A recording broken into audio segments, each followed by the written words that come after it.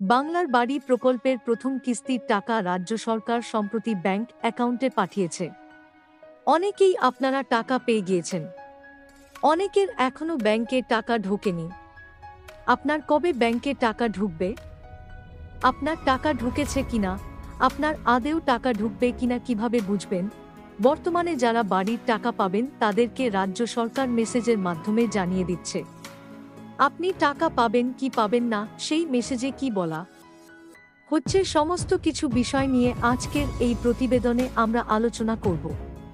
মোদি সরকার কথা রাখেনি আবাস প্রকল্পের টাকা দেবার ক্ষেত্রে। রাজ্যের নিজস্ব কোষাগার থেকে বাংলার এক লক্ষ প্রান্তিক মানুষকে পাকার বাড়ি তৈরি করে দেওয়ার জন্য প্রতিশ্রুতি দিয়েছিলেন মুখ্যমন্ত্রী মমতা বন্দ্যোপাধ্যায়। তিনি বলেছিলেন ডিসেম্বরের মধ্যেই আবাস প্রকল্পের টাকা উপভোক্তাদেরকে পাঠানো হবে।